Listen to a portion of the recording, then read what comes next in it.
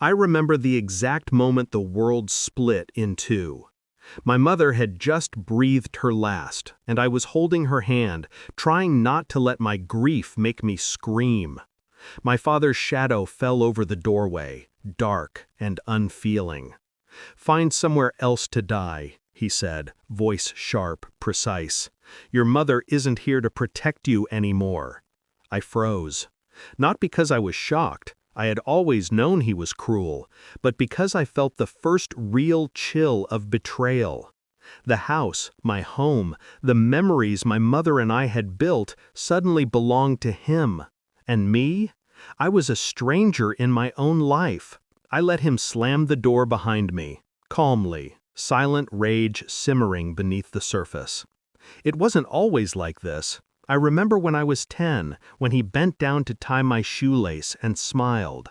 That same smile that once made me trust him completely. My mother and I had believed in him, had leaned on him. In hindsight, I see the cracks I ignored, the subtle manipulations I dismissed as quirks. He was always charming when he wanted something, my mother's trust, my obedience. The first hints of betrayal were small, almost laughable. A hidden check here, a hushed phone call there. I noticed the way he spoke to the lawyer, with a secretive pride, as if counting his winnings before the battle was over.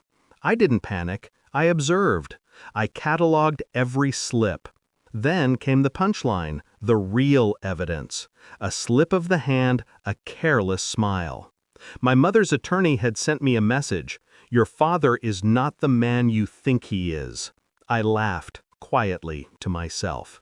Finally, something tangible. Proof that I hadn't imagined the malice. Proof that I could fight.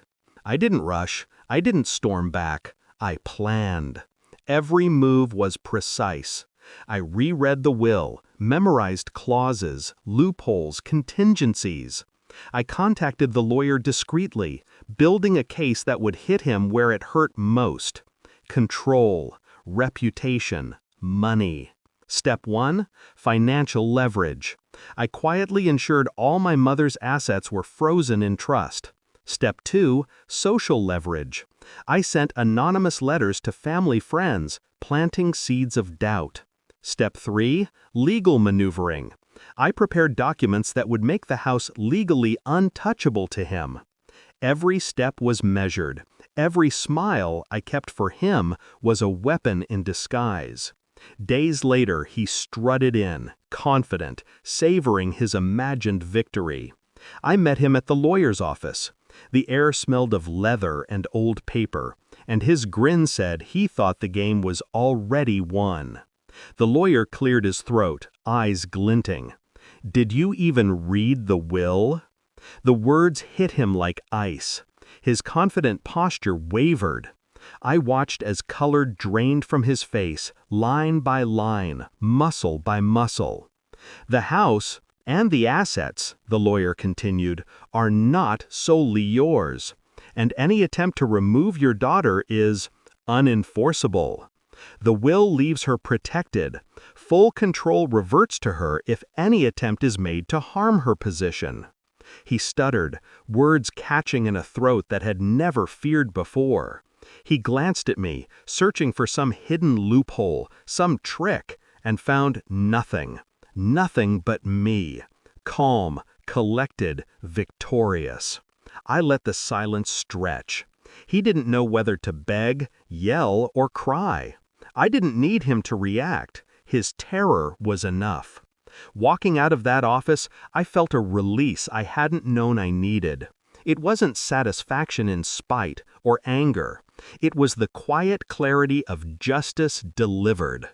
My mother's voice echoed in my mind, not in anger, but in pride. "You always knew how to survive." I don't hate him. I barely pity him.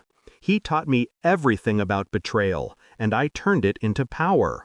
I reclaimed what was mine, not by force, but by foresight, patience, and strategy.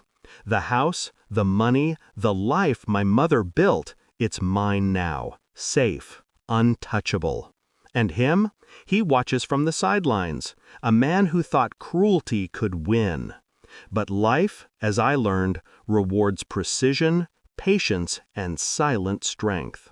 I walk through the halls of my home now, breathing in the past and the victory. My mother's favorite chair, her old piano, the garden she adored, all untouched, all mine. The sun streams through the windows, and for the first time in weeks, I smile freely. The final lesson? Betrayal can be devastating, but mastery over it is liberation.